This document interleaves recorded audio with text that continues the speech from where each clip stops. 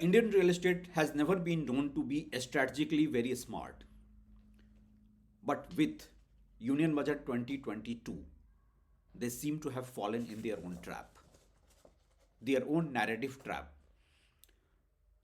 Before the budget, all the leading voices of the sector came across with a narrative that said sales are all time high. We sector has achieved pre-COVID level business. There's a double digit growth.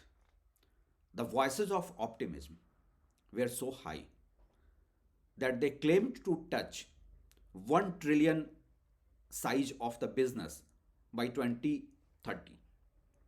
At present, the size of the business is around 200 billion. With this backdrop,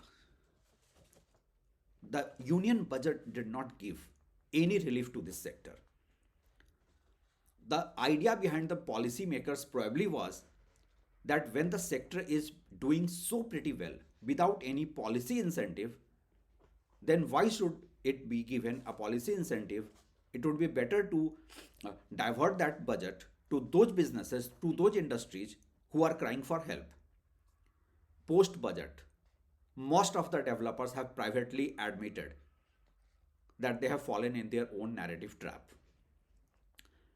Probably the Indian real estate developers, the leading voices of the sector, need to understand how to create a narrative that could actually help the business.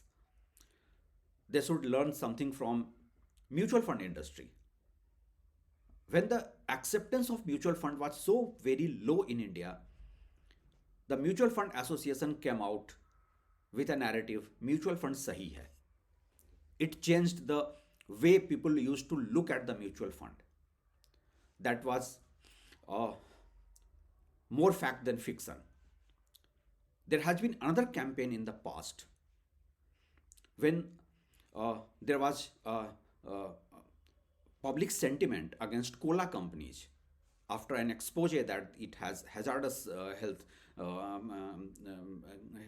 constraints. They also created a false narrative.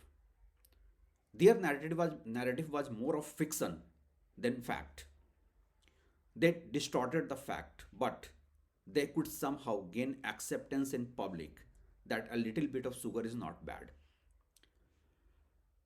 Real estate is can neither create a factual narrative nor it has learned to play with half truth and come out with a campaign.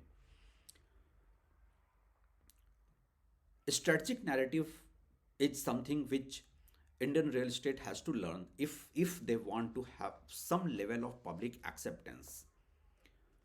I mean, it after COVID, when there are job losses all around, when there is a salary cut, when there is a distress sell in the secondary market, the developers are trying best to create a sentiment of FOMO, fear of missing out. They are trying best to create a narrative that if you don't buy it now, the prices will go up without considering the fact that the buyer is not in a position to buy. Last year, there were two reports on the sector. One report claimed that the sales figure are 27% up. Another report said in the very same quarter that the sales are 9% down.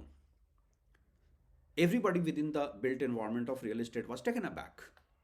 Why is it happening? Because everything is a false narrative in this sector. Most of the reports by uh, industry stakeholders fall into conflict of interest. They are connected parties. Worst thing is that whenever the sector is exposed for creating a false narrative or speaking plain lies, there is a collective conspiracy of silence. Nobody wants to rock the boat. My sincere advice to real estate community that has now fallen in its own trap would be they need to be more realistic. They need to be more realistic to avoid that foot in the mouth syndrome.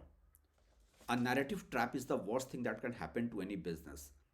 And with the Union Budget 2022-23, the Indian real estate has definitely fallen into the trap of a false narrative.